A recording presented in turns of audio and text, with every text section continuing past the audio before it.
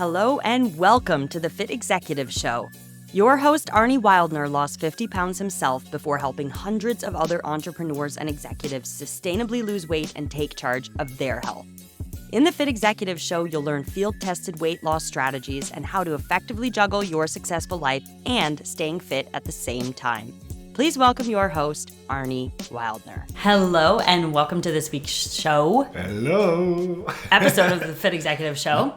We are picking up where we left off 2 weeks ago for part 2. We interjected in between part 1 and part 2 with an amazing client story transformation. Arne, you interviewed a client of ours named Stan. If you haven't listened to that episode, go back, listen and watch. Actually, no, watch episode 23 for sure, because there's a lot of visuals in there. Yeah. Do you have anything to say about that episode? It's been epic, and the feedback has been outstanding. We've got so much feedback from the coaches that were cheering him on along his way. Stan himself was like, oh my goodness, I've never been a case study before.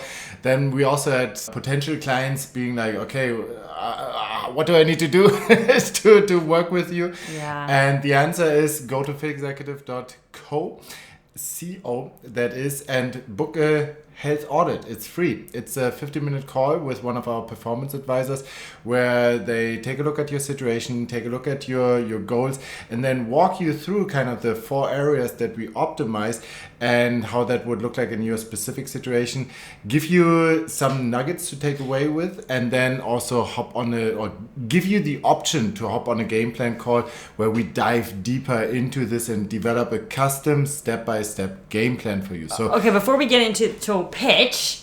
What? I cannot. Did you want to clear your throat? I cannot pitch on my own show.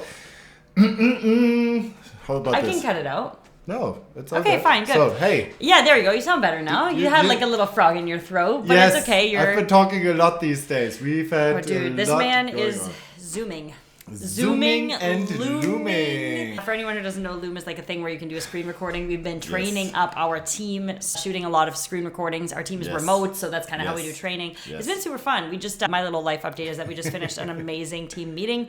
We have a weekly meeting called the WEC. We always forget what it even stands for, WEC, but it is Workplace Efficiency Chart. That sounds really boring. It's not boring. Every person on the team presents what they've worked on the past week. We're all about efficiency over here, so let's get right anyway, to the I just point want to talk here. about the Christmas party and how excited I am. Oh, okay. So this is really fun. So basically, probably for a lot of, or actually I do know everyone, or most people who listen to this podcast are entrepreneurs and they lead a team. It's clear, right? Business owners, executives. So people leading teams. Okay, so they've obviously been to corporate Christmas parties. They've hosted Christmas parties. I have as well. However, kind of not corporate, but Christmas parties that we've attended, because I mean my only job my only job was a professional ballerina before this and a waiter, and I can just remember like the corporate highly qualified CEO here. COO. The Christmas parties when you work in the restaurant industry is like so freaking wild. Every single party, there's a lot of drugs and always an ambulance, always, and it goes till like 8 a.m. and you end up at someone's house. And so anyway, we're not doing that with our team, but I was like, okay, how do I make we want to make a productive corporate Christmas party that's also really fun. So we're like flying everybody out or transporting everyone to Toronto. We're super excited about that. And I just wanted to share that for a tip for, I don't know if I should be giving tips because it's my first time doing a team retreat, but for any entrepreneur out there, is we are creating some goals for the month of November, and if the team hits them, then if they hit their targets, then we are like upgrading their entire experience and getting them like the freaking coolest Airbnb I've ever seen in my life, right? And we're gonna book that for them, and if they don't reach their targets for November, they're still gonna get flown out and be in a good Airbnb. But anyway, so little tip, I don't know how that's gonna work out, but I think it's gonna make everyone really excited. A little tip from Grace's dad was, he's also an entrepreneur with a team of 30, and he was like, as long as everybody has their own bathroom, people will be fine. Yeah, that was a good one. That was hilarious. Because some of the places I had looked at, there were enough bedrooms for everybody, but there was like 3 bathrooms or something for like 8 people or 7 people. So anyway, whatever. No. We were getting everyone their own bathroom. Yeah. Okay, so let's hop right back into it. We left off in the last episode. We were discussing the 20 harsh truths that everyone over 40 needs to know. Whoever has not heard or listened to the episode 22, go back, listen to the first 8. We only made it to 8 because we both clearly left to talk blah, blah, as you hear. So anyway, number 9 harsh truth truth, and I love this one, and I want to start with this. Okay. Weekends can erase your weekday progress. So 2 days of excess undo 5 days of discipline. Okay, listen up. I've talked, and I had discovery call with a guy once, like a few years ago, who applied to work with us, and this stuck with me. He said, I eat really well during the week, but I always do Saturday. Me and my wife do Saturday. So literally on Saturday, they put on their sweatpants and literally just like ate like so much crap. He's like, I had a whole like rack of like Oreos and all this stuff. And I was like, what on earth? So you're really ruining everything you've done during the week. Yeah, and here's the math behind it. So by the way, I used to be that guy. Saturday? I didn't call it Saturday, but it was technically, right? I didn't have a nickname for it, but I could have just. I just couldn't forget that. The Saturday, the good old. No, but here's the math behind it. So basically, all you need to do in order to drop a pound of body fat is have a calorie deficit of 3,500 calories. Okay, so 1 pound of body fat stores 3,500 calories. Okay, so for everybody who is watching this on YouTube, Grace is getting my replica out. Is this a pound? No, this 2 pounds. Is 2 pounds. Our So this is son loves to smack it. Yeah, this is 7,000 calories worth 7,000 of. So if you are in a deficit roughly. of 7,000 calories, this amount of fat will melt Yes. off of your body or burn off your body. Pretty cool. Yes. That's a science behind it, right? So this is a law of physics, thermogenesis. I think it's a fifth law. It doesn't really matter, but energy doesn't disappear, and it just changes the form of storage. So food stores calories, but I don't want to go too deep into it. Okay, so anyway, but the math behind it is math. So let's say your maintenance calories are 2,500. Okay, maintenance calories 2,500. That means this is the amount of calories that your body burns on a daily basis, and you wouldn't gain an ounce of weight and you wouldn't lose an ounce of weight. If you ate that exact amount, if that was your body's amount. maintenance. Let's say we put you on a calorie deficit and your calorie budget is around 2,000. Instead of 2,500. By the way, quick hack here, if you want to do this yourself, never aim for just a specific number. Aim for a range. A range makes your life easier. So let's say your calorie budget was 2,100 or 2,000. Then the calorie range that I would recommend you having is 1,900 to 2,100. Okay, so this way you have more wiggle room and you can have days that have more calories. So let's say Saturday maybe 2,100, and then during the week 1,900. But the bottom line is flexibility leads to consistency over time, and consistency is the magic bullet when it comes to fat loss. Okay, having fun while you lose the fat. Back to the math. But back to the math. Okay, so let's say you from Sunday to Thursday, you are consuming 2,000 calories. Okay, so you're in a deficit of 500 per day. That would be 2,500. Okay, so that's almost a pound, which is half of this. So if you had this, like if you had a calorie deficit 500 per day, then that would technically be this pound of body fat. What happens oftentimes is, and this was me again, I'm not special about this, but what happens is that on 2 days of the week, people go overboard, and they, instead of the 2,000, they are like, oh, I've been so good during the week, now I can reward myself, and it's Saturday. A weekend, and they put themselves in environments that make it very easy for them extra to large pizza. Exactly. Whatever it is, it doesn't really matter if it's healthy foods or unhealthy foods for many of the people, and that was also me. It's alcohol, like liquid calories that don't really satisfy that don't lead to satiety, and that will also impact your sleep and recovery and your decision making and just the overall energy levels. But the bottom line is you had the deficit of 2,500 throughout the week. The deficit of 2,500, and then on 2 days you have 4,000 calories, and then it's the what you've built with your hands during the week, you just tore down with your ass on 2 days of the week. Okay, and so you're basically back to where you started. This is exactly, and then you're coming to us in the initial call saying, "But I eat so well during the week." And then wait a sec, but what happens on the weekend? Well, I eat a couple bad things on the weekends, but it's just 1 day a week. The other days I eat like an angel. The thing is, this leads to guilt. This leads to I just start again on Monday. Overcompensation during the week. Overcompensation, punishing with water fast and stuff like that. Running, endless of cardios. Oh, I just don't eat until dinner or whatever it is, right? So don't do that. Yeah. Find a diet that you don't need to take a break from. Okay. And guys, it's like finding a job where you don't need to go on vacation and be like, okay, when is it finally over? When can I go on holidays? Have a job create a job for yourself that you enjoy so much that you don't need to take a vacation. Yeah, we were talking about this today. It doesn't feel like work. And the same holds true for your diet. Yeah. Have a diet that you enjoy so much that you don't think about, when can I go back to my normal eating, right?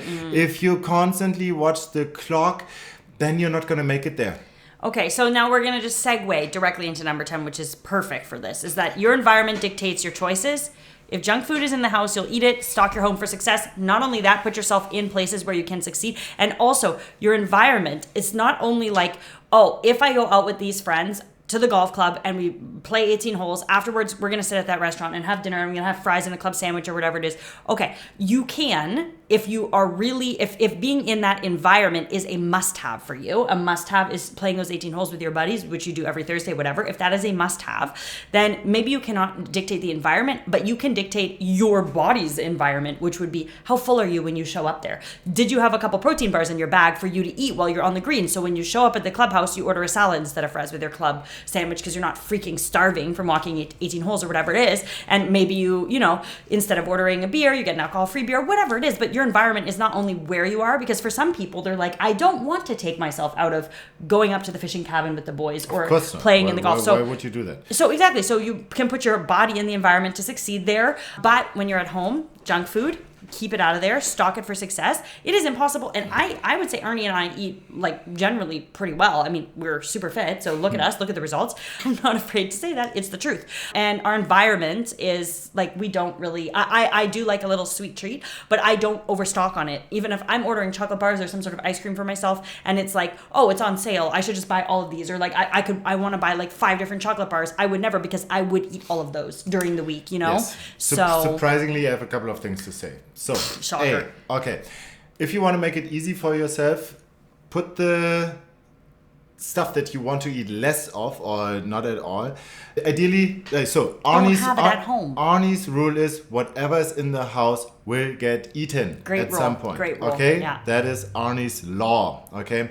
So, that means if there is anything that you just don't want to eat anymore, cut it out. Okay? Yeah. Don't buy it. Don't buy it. If your kids, for example, do want to have chocolate and you don't want to be the parents who never give chocolate to their kids, then what you want to do is have the chocolate in a place. First of all, I was one of those kids where the parents hid the treats and I wasn't allowed them. And then when I had my hands on them, I just overate. Binge ate it. Okay, I have a good one. How my mom did it with us. No, I'm not done here. Okay, so the bottom line is the things that you don't want to eat, have them out of sight and out of reach.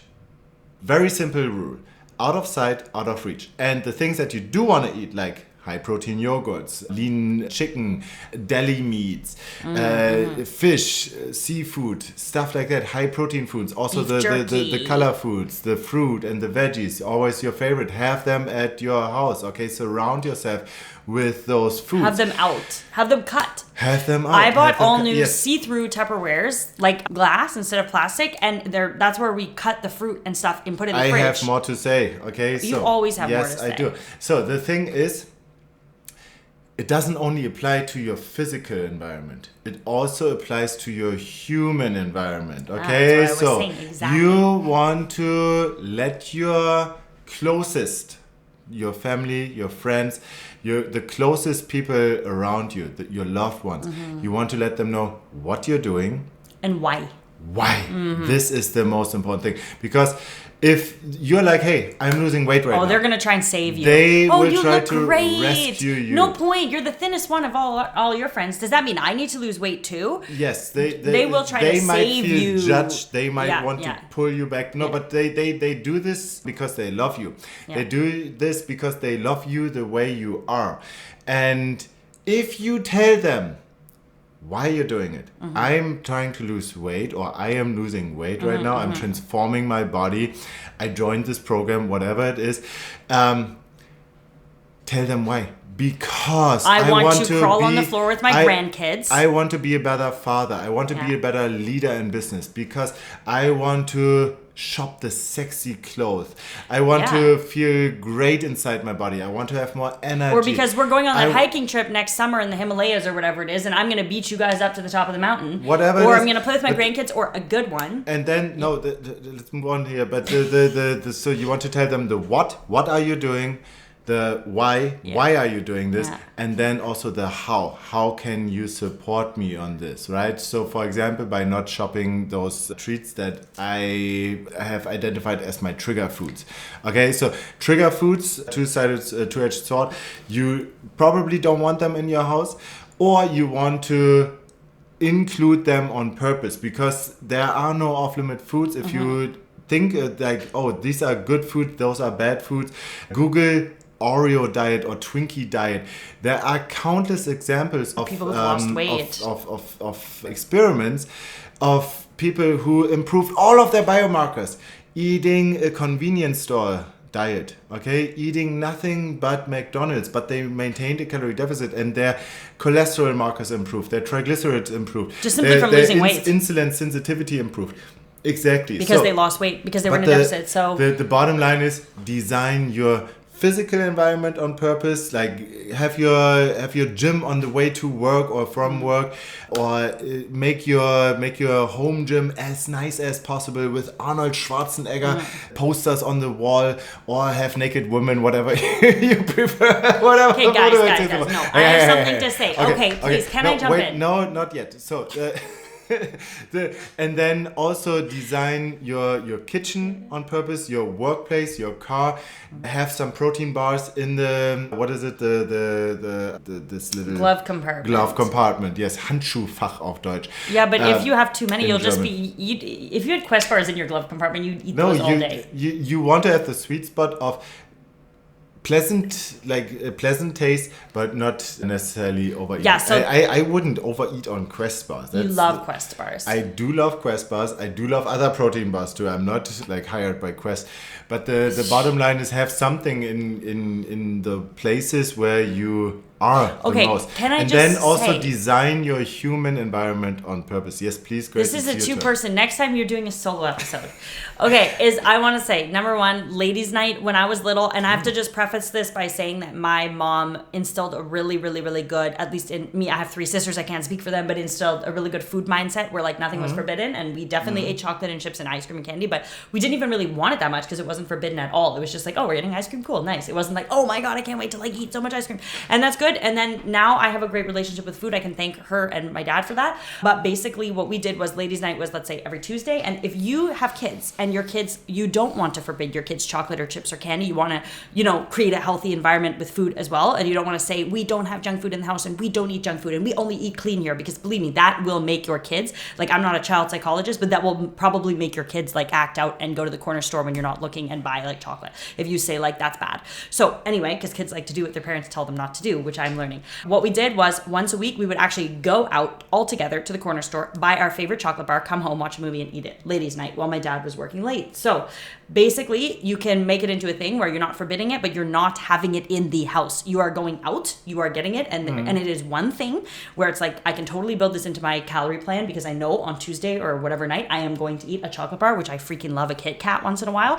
And that's built in. I go there with my kid, I buy one, we come home, we eat it, and it's gone. We don't go to the store. And also for me, I love chocolate. If I had bought the Halloween candy already, it's mid-October where everyone's buying Halloween candy. It's a popping up in my online, when I'm ordering our groceries. I'm no, because if I order it, I'll just eat it all, right? So don't make it easy for yourself to let yourself down. Make it easy for yourself to, stay true to yourself. And it's not really true to me to eat Halloween candy every night. So. I have another tip that I've used recently, and I don't think I've ever shared it publicly. Turn the labels around. Turn the labels when you do buy a Lindt chocolate or whatever it is, because I just remember we have a white chocolate bar from Lindt, one of my absolute favorites in the house mine. Right now. That is yours. That's perfectly fine. I didn't buy it, but the thing is, it's turned around. We can't like really you said, see out it. of sight. Out of sight, yes, but it's not only hidden behind a cupboard, but it's also in that cupboard. I cannot read the label, and I purposely, on purpose, turnaround labels of things that I want to eat less of. And if you're trying to support someone in your life, like I'm trying to also support you not to eat, like, because you have things planned out and all that stuff, and anyway, whatever. I know that you would not benefit from me having 10 Lindt chocolate bars in the house, because you would probably just eat one. It can also desensitize.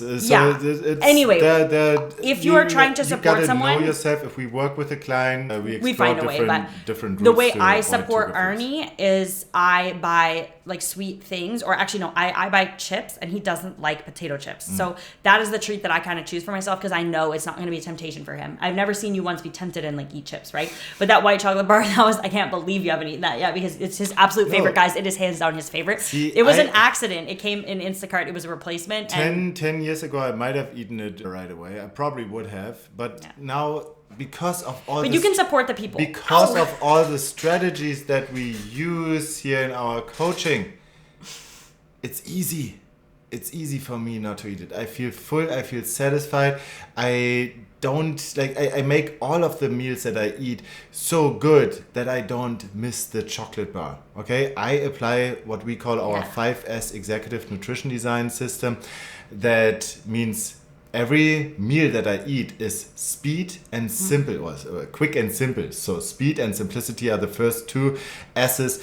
Satiety, feeling full. I have a huge appetite, and if I didn't eat the right stuff in the right quantities, in the right proportions, I would feel constantly hungry. Yeah. Okay, and I just make sure that I don't. I also, if I ate too little calories, like this is just a defense mechanism of your body. If you undereat on calories, it will bite you in the butt later on. So I just make sure that I don't go too low in calories when I'm in a fat loss phase, and be more consistent with it.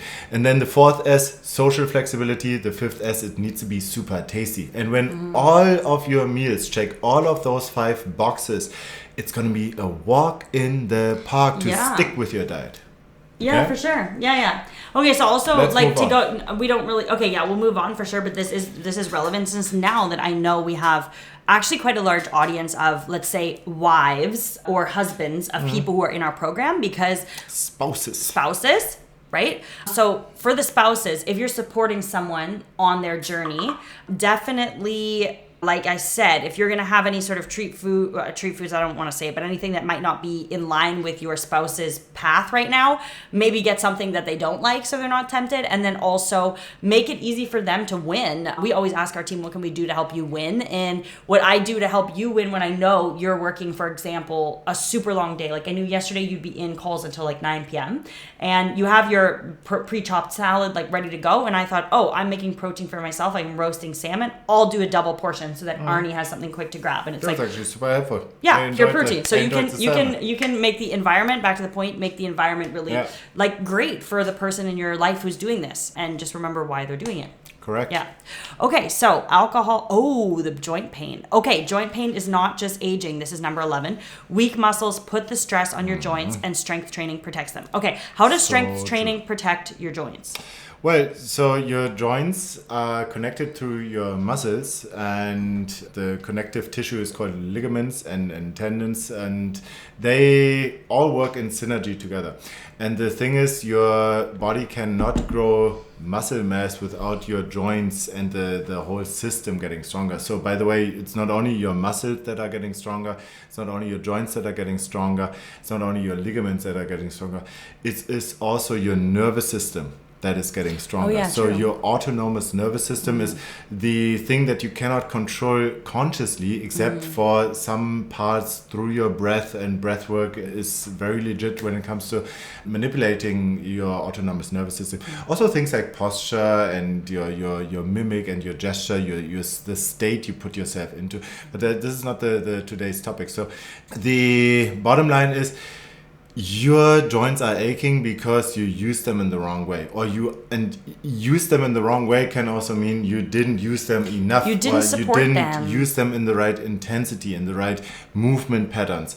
You neglected your joint health, and this is directly correlated to neglecting your muscle mass. If you, on the other hand, if you work out with the wrong technique in the gym and you're just winging it, and you use momentum and you swing your lifts, or you use a shitty range of motion, always go with a full range of motion, feel the stretch in the muscle, and stop swinging. Use force to control every millimeter. Even if you have to pick up less weight. Don't ego lift. It doesn't matter how much you lift. It also matters how you lift, especially as you get older. Yeah. And especially if you have any existing injuries already. Yeah. Always consult with a specialist. We have a world-class kinesiologist on our team. We have a bodybuilding champion certified. who's 55 years old on our team, and they are injury-free since decades, and they make sure that you stay safe. So do it with the right form. We will do an exercise movement analysis when you join, so that we can custom tailor the workout program to heal any existing injuries, whether that's rotator cuffs or knees or hips or lower back. So if you have anything, make sure that you apply movement to heal it and to strengthen the muscles that support those joints, and do it in the right way. Use an expert guidance. If you don't know what you're doing, then you probably shouldn't get started, because you can hurt yourself if you do it wrong. If you do it right though, and consistently, you will be bulletproof. Muscle mass is the longevity organ. You will be also independent as you age. Very important factor. How do you want to spend the last decade of your life? Do you want to be golfing with your buddies or with your grandchildren? Do you want to go traveling? Do you want to still be active, or do you want to be a liability to your loved ones? Think about it. What activities do you want to do when you want to travel? You probably need to climb upstairs in Italy, or at least get your backpack or the remover luggage in the overhead compartment, right? So you want to do what it takes now to be independent as you age. Very important factor. And joint pain is optional. If you moved yourself into the pain, you can move yourself out of the pain. Okay? That's the motto here. Next. Oh, Grace, anything to add? I mean, you've been a professional ballet dancer. Yeah, I was going to say, I'm muted now. Otherwise, this is going to be a 9-hour long episode. Okay. No, I will say I was a professional ballet dancer. And every time I was injured, the only way I was able to heal it was through movement, like you said, not through being sedentary. I remember doctors saying, okay, you have this injury, you need to rest. And then actually realizing, based on my experience and my coaches who had experience with injuries, that I actually needed to get the blood flowing and move. So have professionals on your side. And don't be afraid that, okay, if I come in and join Fit Executive Co., hire them as my coaches, I won't really be able to benefit from it because I have, arthritis in my knees, or because I have a herniated disc. You know what? I won't even apply. Worst excuse. We will help you. And we have so many freaking clients who came to us with so much pain and so many pre-existing injuries, conditions they'd had for years. They were convinced they couldn't do strength training. They made that was the excuse they had used for years. And yes, it's a great excuse, but it's not good enough. Because it's a shitty excuse. What are you saying? In their mind, it's a great excuse for not exercising, because they'll say to anybody, oh, well, since I have a herniated disc, how could I deadlift? Those are the people who say like, oh, I love swimming. Swimming is so good for my joint health. Yeah, how many days a week can you realistically go swimming? Okay. So anyway, come, apply, ask us. We will help you, no matter what your pre-existing conditions are. We've really seen it all. Okay, swimming is great, by the way. I was a swimmer myself. I'm going to cut that into a reel, and you're going to get hated on by swimmers. Please. Yes, please. Give me the hate. Yeah. No, give me some love. Swimming is very time consuming. Swimming, that's the whole bottom line here. If it's a thing that you can do on a regular basis, maybe you have a pool in your house and it's big enough for you to get some relevant laps, and be my guest, it's an awesome sport. But nothing substitutes strength training, because strength training will send, if you do it the right way. If you do it the wrong way, nothing happens. Okay, we can agree on this. You probably know the examples of people who go to the gym week after week after week after week, and they still look the same a year later. Still look the same. Like, most don't make it to a whole year. If you don't see results, you just quit, right? If you do it like our clients, 3 times 30 minutes in and out, it's going to be sustainable. And we only and you will have look freaking jacked after working with us. You will only do the 20% of the exercises that will give you 80% of the results. And you'll do them correctly. You do them correctly in the right intensity, right rep range. Basically, you will get a custom workout plan, and all you have to do is show up. The rest times between sets is all in there already. You have workout tutorials. You have one-on-one calls with your coach where you assess your form and this is all review virtual, the by the technique. way. So just so you know, no matter where you are, we can work with you. Yeah. Okay. But then I would say let's keep it short and sweet for today's episode, and let's do a part 3, because I like talking about these things, but it's part 3 upcoming. We are talking grandkids. We are talking TRT. Ooh. And we were talking running. Are you throwing out a hook? Yeah, I'm throwing out a hook. Come back next week. I'm really excited. It's going to be awesome. Yeah. Okay, so that's it for today. If you like this episode, please share it with your friends. Leave us a 5-star review. Go on Fit Executive Co. YouTube. Throw some stuff in Spotify. the comments. Ask your questions. Again, if you want to explore things, we offer a 50-minute executive health audit. It's no obligations to move forward. You'll just speak quickly with the performance advisor on our team. Exactly. They'll tell you the rest. They're freaking cool, freaking awesome, low pressure. fitexecutive.co. That's it. Bye-bye. Bye-bye. And that's it for today's show. Thank you for spending your valuable time with us. If you want to lose weight but don't want to do it all by yourself, go to arniewildner.com/call and book an appointment for a free 15-minute phone call with us where we'll look at your situation, your obstacles, and your goals to find out if and how we can help you.